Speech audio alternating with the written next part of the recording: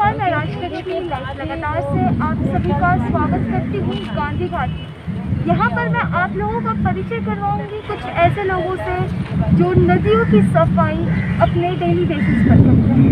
तो चलिए हम बातचीत करेंगे सीधा उन्हीं से और जानेंगे कि आखिरकार किस लक्ष्य के तहत वो इस कार्य को हर सप्ताह करेंगे।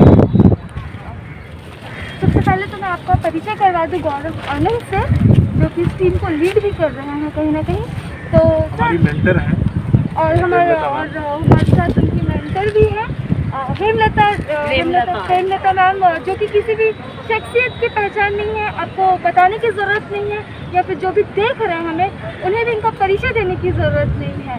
तो मैं आपका स्वागत करती हूँ लाइफ लगातार में। तो हम सबसे पहले धीरे धीरे सबसे बातचीत करेंगे और जानेंगे कि आखिरकार आज के बिजी दुनिया में, भागदौड़ भरी ज़िंदगी में खुद से समय निकालकर, खुद से फुर्सत निकालकर नदियों की साफ़ सफाई करने का ये जो विचार है इनके मन में कहाँ से आया? तो सबसे पहले और कैसे ये विचार आपको? ये विचार हम लोग एक टीम हम लोग गंगा की सफाई के लिए गए थे 1 महीने की।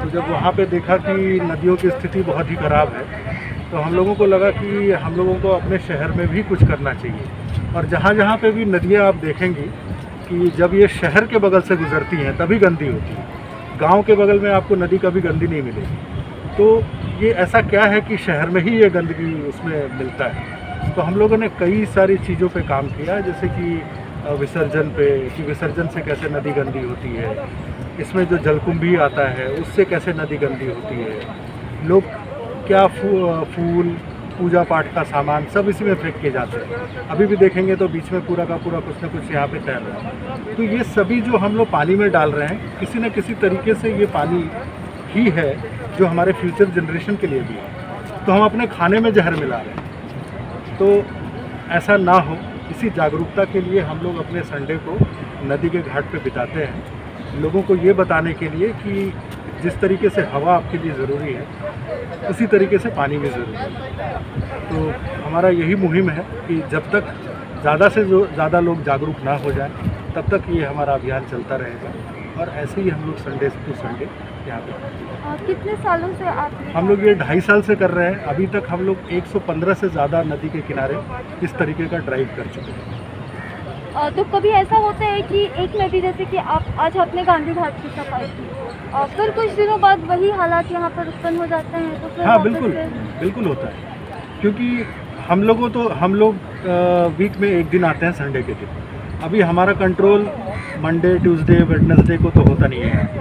तो लोग जो आते हैं यहाँ पे रेगुलर बेसिस पे, हम लोग वो संडे को भी मिल जाते हैं। तो उनको बताते हैं कि जो आपको कैसे इस नदी का देखभाल करना है, लेकिन वो लोग इसको पास ऑन नहीं कर पाते। जो और सब दिन जो लोग नदी गंदा करते हैं उन तक पास ऑन नहीं कर पाते हैं। तो क्या होता है कि उनको भी क्या मतलब है। जब हम लोग आते हैं तो कुछ लोग जुड़ते हैं, हम लोग गए बस लोगों का अपना, अभी आप कुछ देर बाद देखेंगी यहाँ पे बसें आएंगी, सभी लोग अपना गाड़ी धोएंगे, मतलब जितने तरीके से हो सकता है पानी का सत्यानाश करेंगे। तो यही अगर रहा हाल तो आने वाले टाइम में, जैसे कोरोना के सेकेंड वेव में हम लोग ऑक्सीजन के लिए तरस रहे थे, तो वो दिन दूर नहीं है जब हम पानी के लिए भी तरसेंगे। तो अब हम बात करेंगे हेमलता अग्रवाल जी से कि आप उनकी टीम के साथ जुड़ी हैं। गौरव आनंद जी ने बताया कि आप मेंटर हैं, तो एवरेस्ट से लेकर ये नदियों की सफाई तक का सफर ये कैसे आप?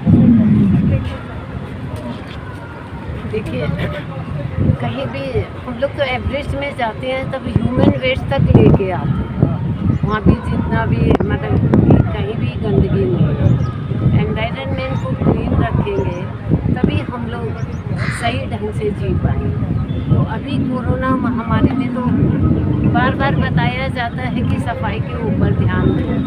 तो अब तो बहुत ज़रूरी हो गया है लोगों को अवेयर करना कि हम अपनी कम से कम जहाँ हम रह रहे हैं, जिस शहर में रह रहे हैं, उसको तो सफा रखें। और मैं पूरी टीम के लिए बहुत प्राउड फील कर रही हूँ कि वो अपना वैल्यूएबल टाइम दे रही है। कोरोना के समय भी ये लोग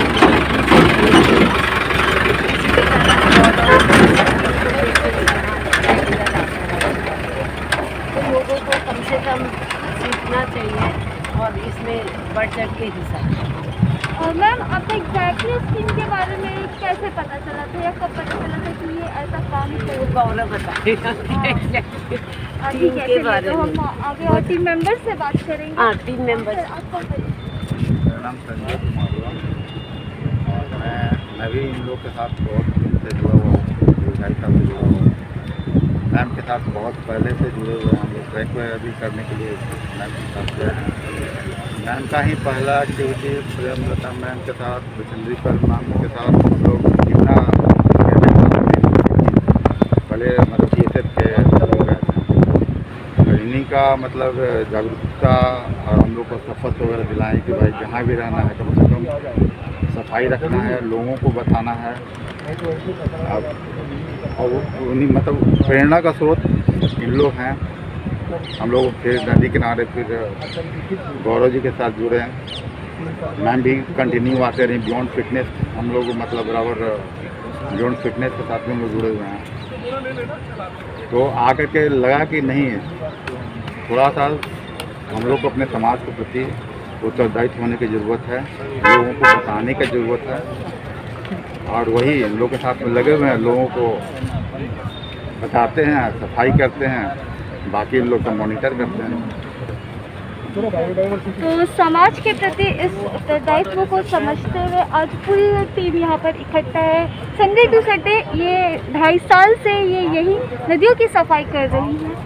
मैम, इतनी बिजी लाइफ में, बहुत बड़ी लाइफ में घर भी संभालना है, काम भी देखना है, इस भी संडे जो लोगों को मिलता है एक फ्री संडे, उसमें भी आप ये काम कर रही हैं, तो इसके लिए कैसे आपने खुद को मोटिवेट किया? सबसे पहले तो मैं गौरव सर को ही उनका ही आभार मानती हूँ कि उनसे मुलाकात करने के बाद ही और इनका ये जो प्लेटफॉर्म है इसको देख करके मुझे लगा कि मुझे इस टीम से जुड़ना चाहिए। हर दिन तो हम अपने एक्टिविटीज़ में पूरी तरह से इन्वॉल्व होते हैं, स्कूल संभालते हैं, घर संभालते हैं, लेकिन संडे लगता है कि एक दिन हम अपने समाज को दे सकें।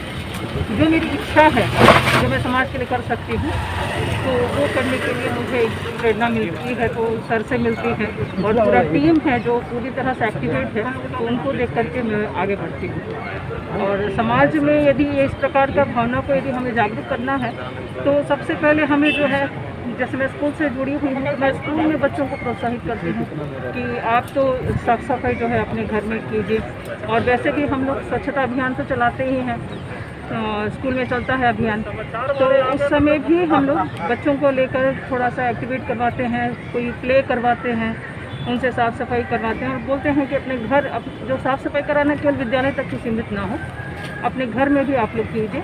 जब अपने घर में आप करोगे, उस चीज़ को आप समझोगे, तो फिर आप समाज में आगे बढ़ करके आप खुद भी, क्योंकि आप फ्यूचर जनरेशन है, तो आप जो हैं, क्योंकि अब आगे का जो भार है वो आप ही के कंधे पर है, तो आपको ये संभालना ज़्यादा ज़रूरी है, आपको ये सीख मिलना ज़्यादा ज़रूरी है।